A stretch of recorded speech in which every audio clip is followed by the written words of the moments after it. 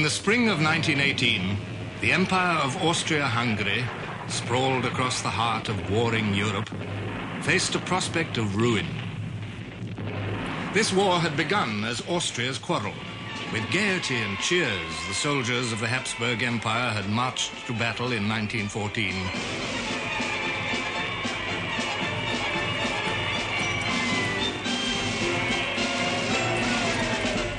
The first enemy was Serbia, the impudent Slav kingdom over the border.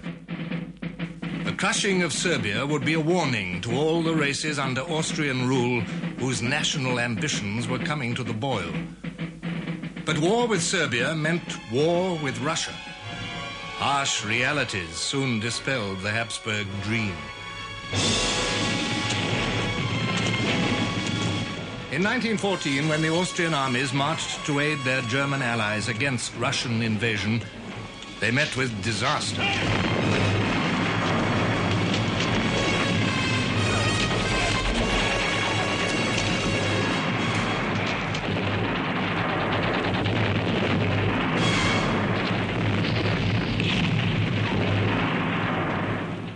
Counting the fearful Austrian losses in the battles of 1914, cynical Germans said, "We are fettered to a corpse."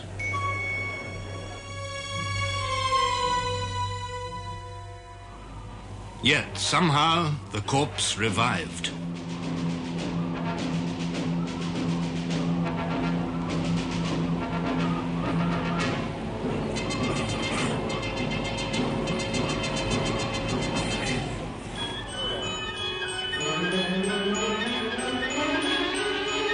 Defending bitterly in the Carpathian Mountains, in the icy grip of winter, the Austrians held off the Russian advance.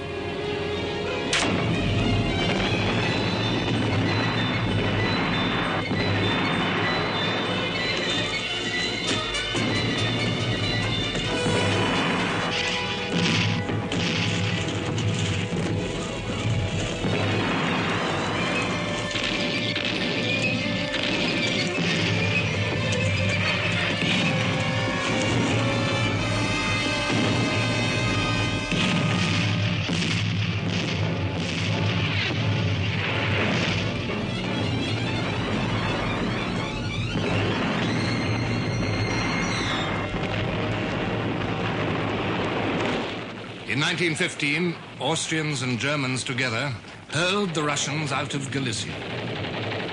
And at last, with German and Bulgarian help, the Austrians defeated the obstinate Serbs and overran their country.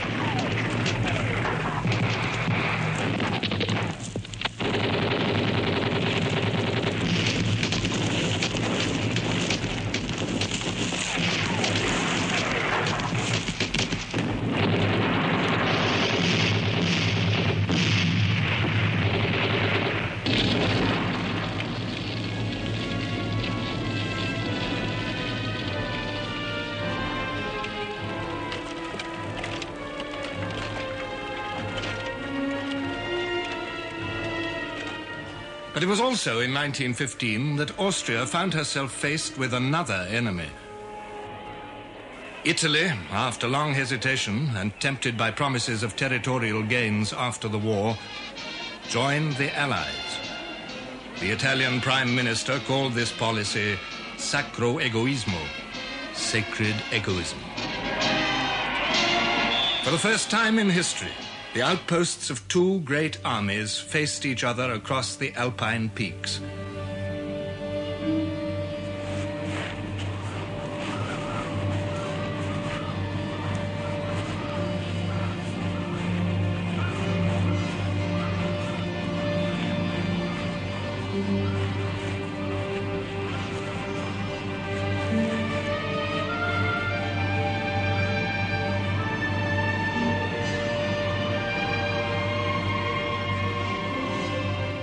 Here, in a region of eternal ice and snow, of fierce storms and frequent avalanches, the Austrians held the commanding heights.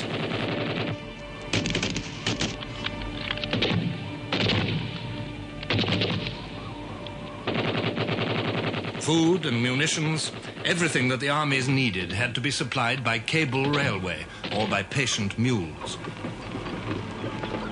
But it was against the eastern frontier that General Cadorna, the Italian chief of staff, threw his troops.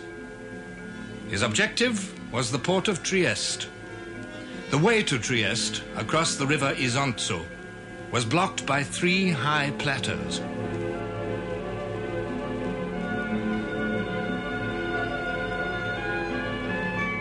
Again and again, the Italians attacked these gaunt, rocky hillsides, where every shell burst flung out deadly fragments of stone as well as iron.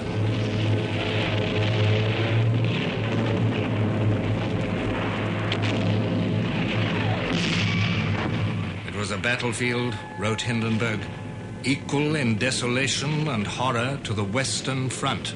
Indeed, in many respects, worse.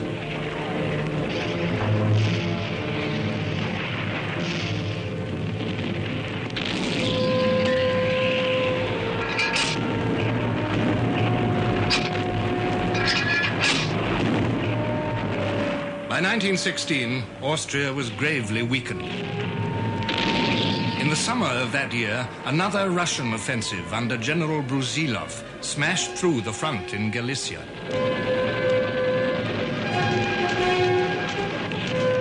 Over 400,000 Austrians were taken prisoner. Once again, it was only German help that stemmed the tide.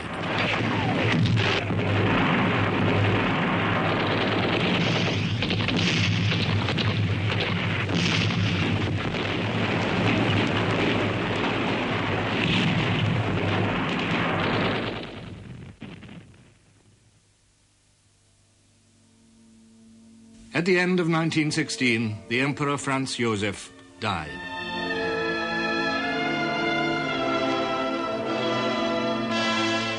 There was very great mourning in Vienna, all over the place, in all classes of the population. Everybody felt a personal loss. When, a few days after, the funeral of the emperor took place, the streets were filled, the houses, the shops, even some lampposts were draped in black. We looked at the funeral with a sort of personal grief.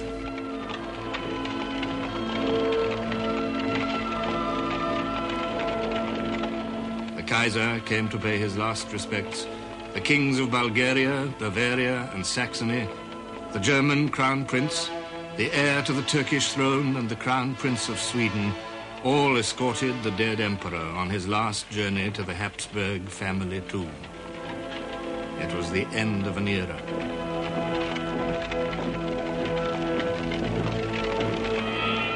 The new emperor, Karl, faced the ruin war had brought on his once great empire.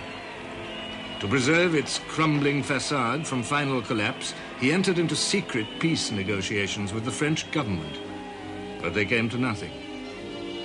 The German ambassador in Vienna reported, "The longer the war lasts, the more strongly the simple question comes to the foreground: will Austria-Hungary be able to carry on the fight?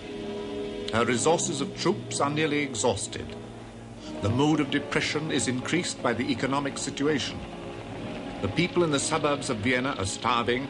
They are driven to despair by long queuing, which often brings no results. We are running the danger that the Habsburg monarchy will suddenly sicken and that Germany will share in its downfall."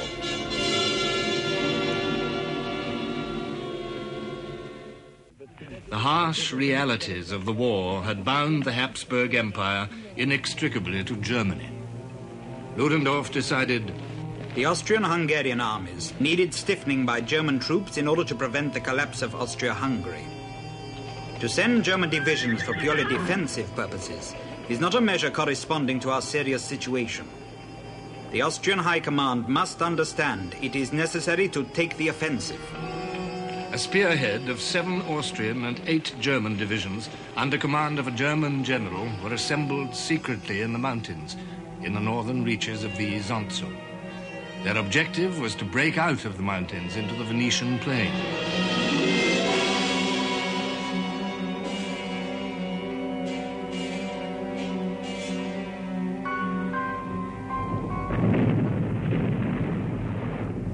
On October the 24th, 1917, a heavy bombardment by gas and high explosive shell drenched the Italian positions on the Isonzo.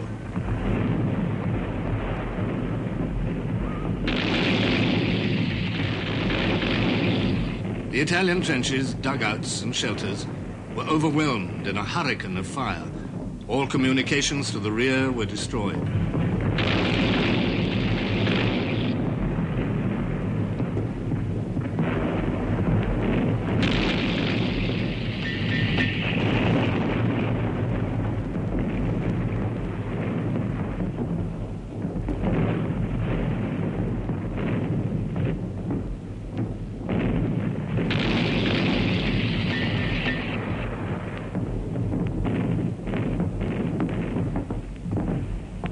Snow and sleet showers, the Austro-German army advanced 14 miles through the mountains. Many of the Italians were terrified when German troops appeared. One glance at the Pickelhaube coming over the hill was enough.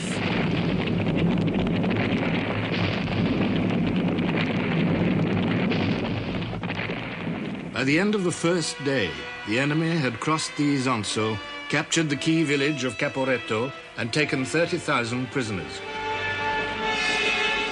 The Italian Second Army was smashed and in headlong retreat. It was impossible for us even to think of abandoning these positions that had cost hundreds or thousands of lives, to leave our dead there. We just couldn't believe it. Still, we had to withdraw. An attempt was made to stand on the Tagliamento River, 30 miles back. But the enemy crossed by a half-destroyed bridge.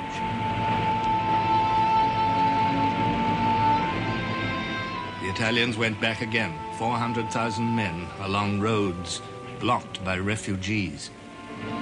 One of the most tiresome things, from a military point of view, were the Austrian motorcyclists and sidecars with light machine guns that used to appear from nowhere and disappeared to nowhere after machine gunning a convoy or a crowd of refugees.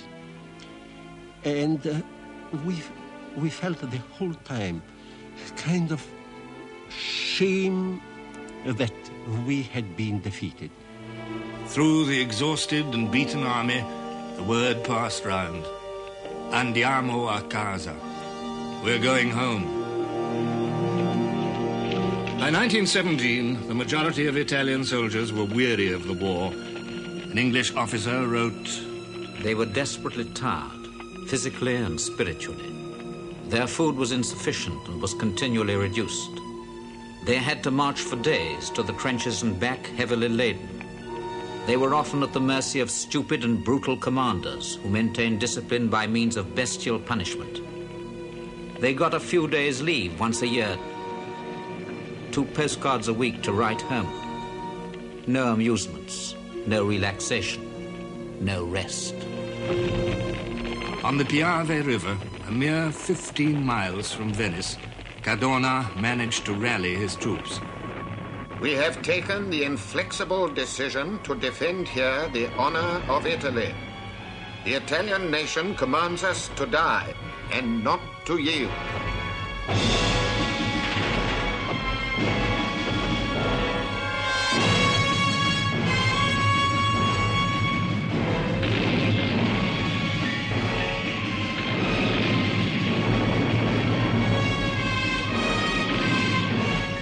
On the Piave, after a retreat of 70 miles, the Italians held the enemy at bay.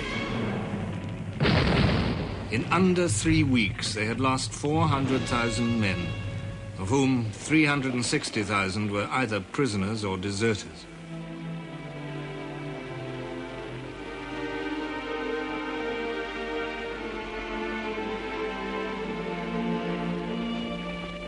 The approach of the war to within 15 miles of Venice has produced inevitable changes.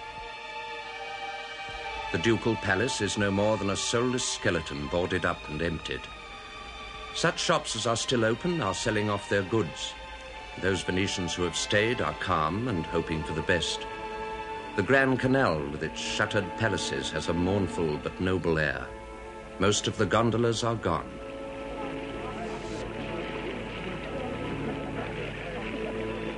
Five British and 6 French divisions were sent to Italy.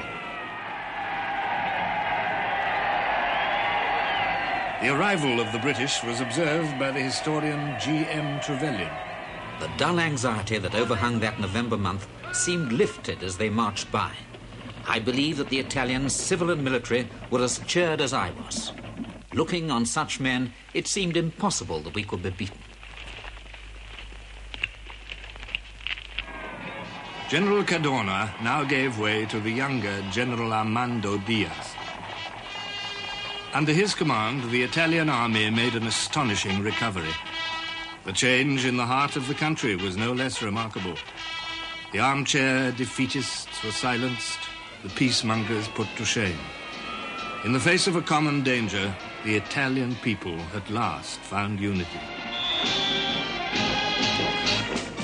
To the Austrian army, Caporetto brought much-needed relief and the welcome booty of huge stores of food.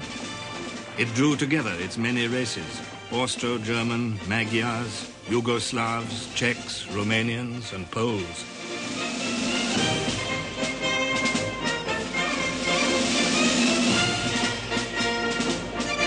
Morale improved. For a while, the troops could relax on full stomachs. But at home, there was no such unity. In the winter of 1917, the mutual dislikes of the different races throughout the empire was intensified by the unequal distribution of food. Vienna was starving, while Budapest had something to spare. The harvest was a failure. The administration, chaotic. The rations became smaller and smaller as the war went on, and the black market flourished. Fairly officially, the quality of the food was terrible. Bread, for instance, gave many people some eczema. Potatoes were very short too. And it was bitterly cold. The electricity was cut. The gas was cut. The children were really underfed because we had very little milk. And we had to be very careful to have a drop for everyone. In May 1918, the Emperor Karl was summoned by the Kaiser. His secret peace moves of the previous year had been made public by the French. His duplicity towards his German ally stood revealed. Now the Germans demanded that the Austrians attack again in Italy in support of their own offensive in France. This time there would be no German help. Reluctantly, Karl had to agree. The key to the whole Italian line on the Piave was the Monte Grappa, 5,000 feet high and dominating the plain below. It had become a symbol of Italian resistance during the fierce fighting of the previous winter. On the 15th of June, the whirlwind burst on the Grappa.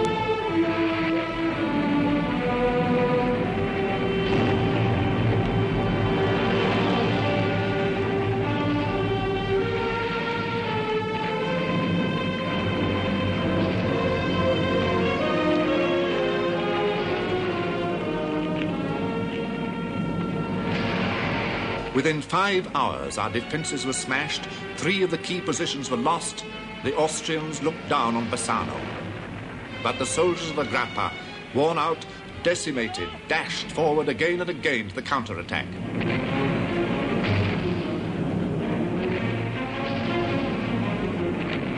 In 24 hours, all was over, and we could think of the Piave as inviolate. Elsewhere, the Austrian attacks made some headway against 2 British divisions in the Asiago Plateau. Further east still, they crossed the Piave on a 15-mile front. But the attacks had been spread over too wide a frontage. The Austrians were short of ammunition, short of transport, short of food. Worst of all, the Piave now rose in flood. Within 3 days, counterattacks had thrown them back across the river, with the loss of 150,000 men.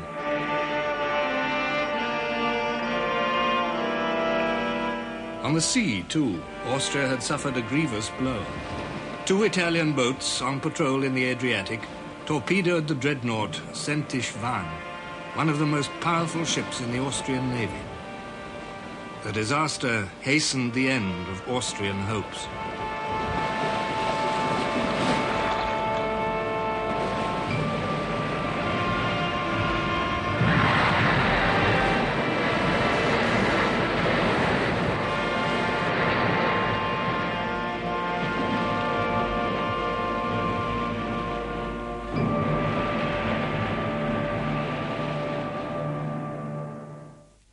In the Balkans, Germany's other ally, Bulgaria, stood cautiously on the defensive.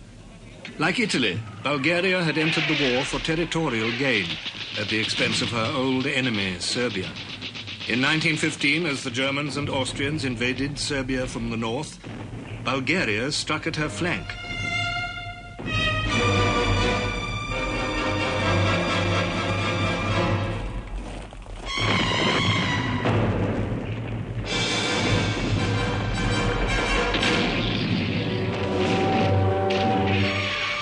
Serbs begged for Allied help. But how could they help this landlocked, isolated country in the heart of the Balkan mountains? Only with the aid of Serbia's ally, Greece. At the invitation of the Greek Prime Minister, Venizelos, British and French troops landed at Salonika.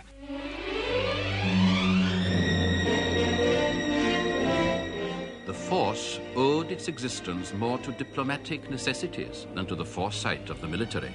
The expedition was launched not to defeat the enemy, but to rescue the remains of the Serbian army and to prevent the whole of the Balkans from becoming an Austro-German province. But on the very day the Allies landed, Venizelos was dismissed by the pro-German King Constantine. The king declared that Greece would stay neutral. The Allies were too late to help the Serbians effectively.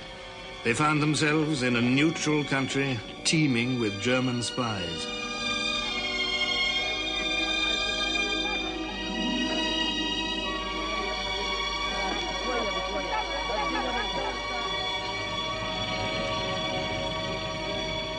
In the bare hills north of Salonika, they entrenched in a vast camp, known ironically as the Bird Cage.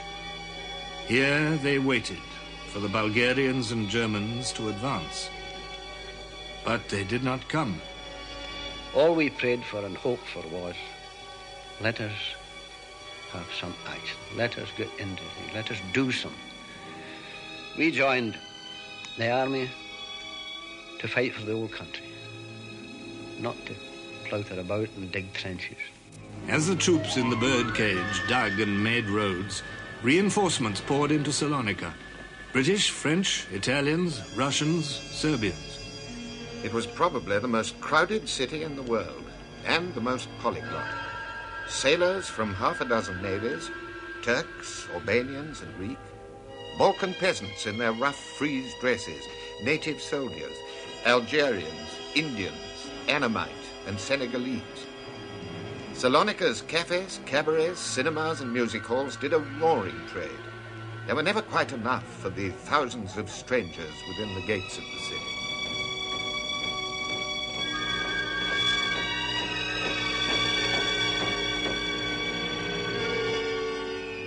For 9 months, the Allies waited.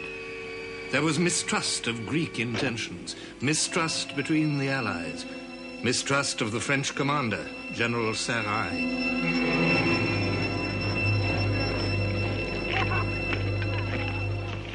At last, in the early summer of 1916, the armies advanced north towards the distant mountains.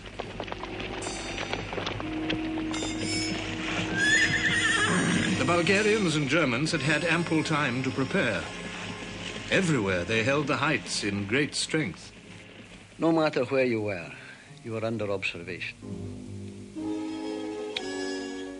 All they had to do was look down on you. You couldn't move by daylight at all. In the heat and dust, the trench lines spread across the Balkan Peninsula, from the Aegean to Albania on the Adriatic. The sun beat down on the stony, treeless heights on the swampy plains. The temperature rose to 114 degrees. The British troops had no sun helmets. The director of medical services in Egypt thought they were unnecessary. With the heat came the mosquitoes, but there were not enough mosquito nets, not enough quinine. In the summer of 1916, in every battalion, men went down by the 100. The medical services were overwhelmed. The difficulties of evacuating this flood of sick men were extreme. In 1916, there were 30,000 cases of malaria. In 1917, 63,000. In 1918, 67,000. It was then when you had an attack of malaria and you had, as a result, a chronic fit of depression, that it was hardest to keep one's reason. Long hours in the line, in one's lonely dugout, as one sat there and thought, shall I ever see home again and the people I love? That was the most dangerous moment for any man to have to face. And some poor chaps couldn't face it and shot themselves. The British Army felt abandoned, forgotten. We are far out of the limelight. People ask, what on earth is the Salonika army doing? Lloyd George wrote, Our Balkan force remained a miserable Cinderella among the Allied armies. The British War Office never loved it. The campaign was a wretched story of neglect, delay, and official bungling of essential supplies. Winter brought a new enemy, cold. Day and night, the armies of both sides were exposed to the full blast of the blinding sleet, the icy wind. The temperature fell to 35 degrees below freezing. Men went down by the score with frostbite. The German High Command were content to remain on the defensive and let the Bulgarians hold the line. It was more advantageous to know that 300,000 of the enemy were being chained to that distant region than drive them from the Balkan Peninsula and thence to the French theatre of war. The Germans had other preoccupations in the Balkans. In 1916, Romania declared war on the Central Powers, and Bulgaria found herself with an enemy on her northern frontier. But Romanian ambitions exceeded their powers. The trouble is we are such babies, so unlearned in the art of war, wrote the Queen of Romania. She herself set an example befitting a granddaughter of Queen Victoria, distributing sweets, cigarettes, little crosses, and holy pictures.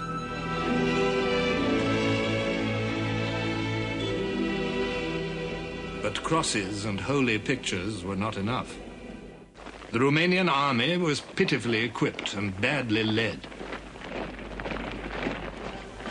In the northwest, German and Austrian Alpine troops burst through the mountains into the central plain. Bucharest, the capital, fell without a struggle.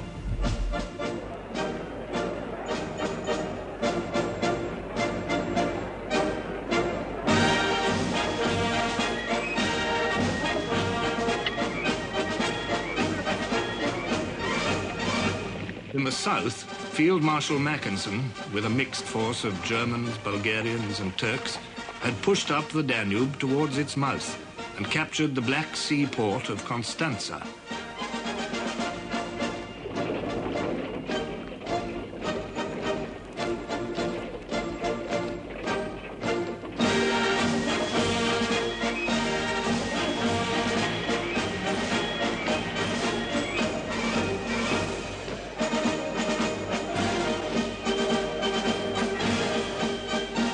Three-quarters of the country had been overrun. And the following year, the Romanians sued for peace.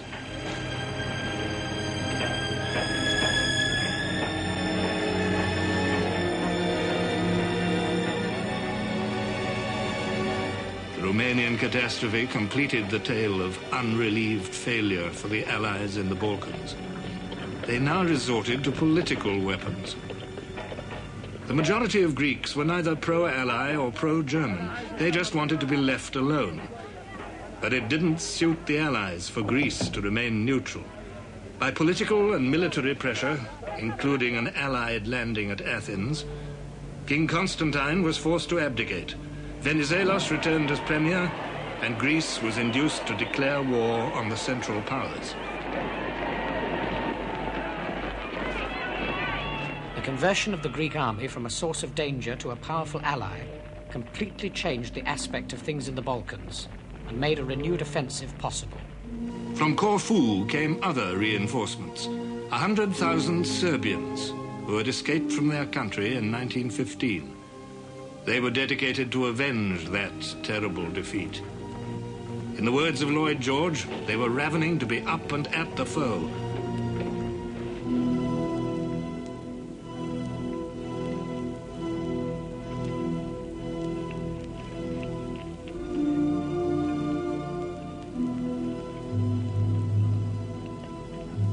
Now mighty events elsewhere impinged on the Macedonian front.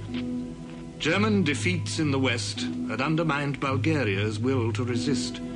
Her peasant soldiers were weary of the war. They'd lived for too long on red garlic soup and maize bread. They'd suffered too long in the mountains without boots, without coats. There was no longer a German army to stiffen their morale. They began to slip away from the front to their neglected farms.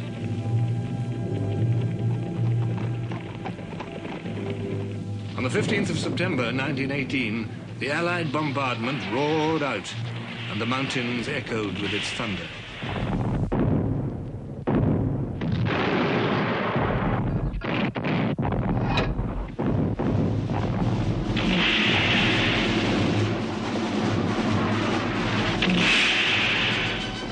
The fire of battle spread swiftly from west to east, as French, Serbians, Italians, Greeks, and British attacked the walls of rock that faced them.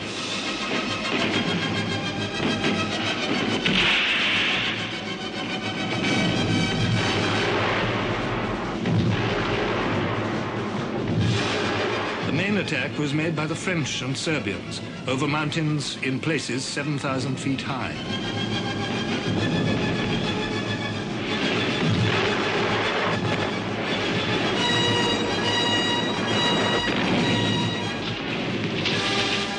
Within a week, the Serbian army, inspired by the sight of their homeland, had stormed through the mountains to the valleys beyond.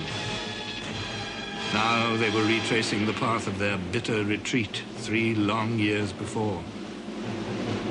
Velez, Skopje, Uskub, Niš, the towns of Serbia returned one after another into their hands.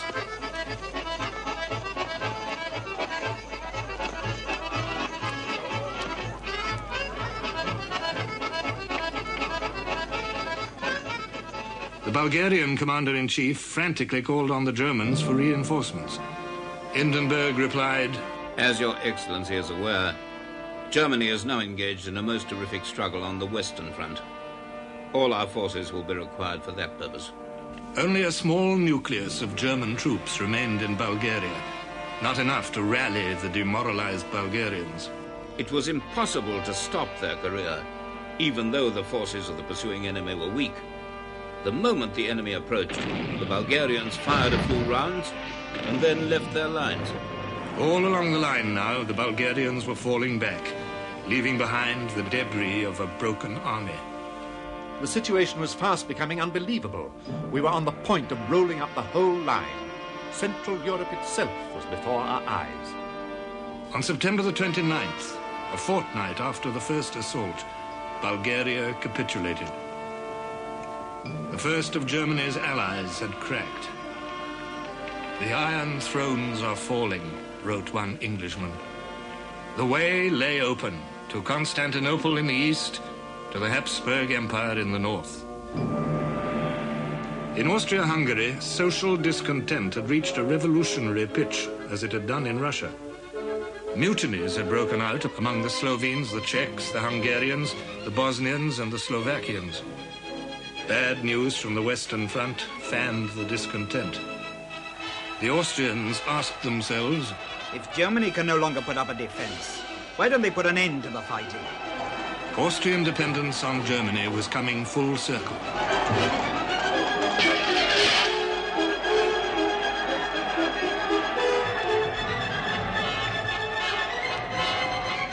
Endurance was stretched to breaking point. One soldier wrote to his mother, "The life is unworthy of any human being.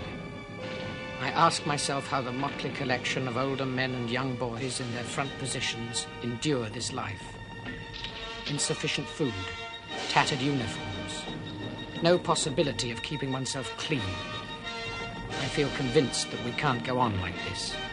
On the 16th of October, the troops learned that the Emperor had proclaimed a federal constitution giving full autonomy to the nations of the Empire.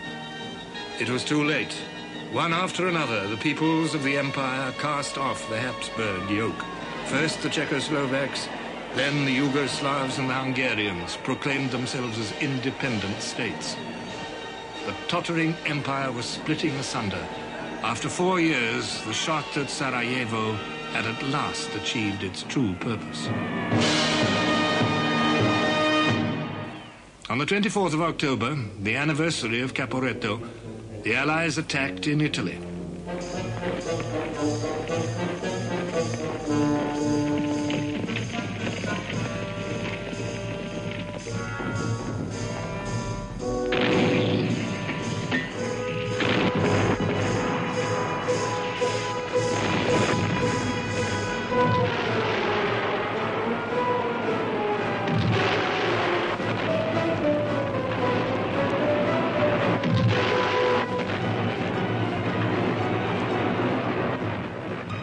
For 2 days, the Austrians hung on tenaciously in the mountains and along the line of the Piave. But on the 27th, the Allies broke through the river front.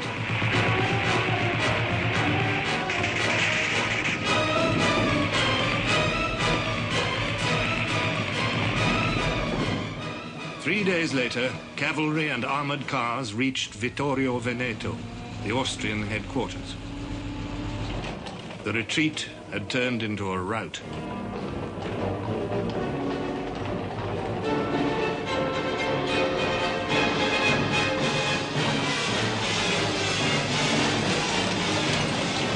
Now, at last, Austrian resistance was at an end. Her dream of empire was in ruins. The imperial eagle was at the point of death.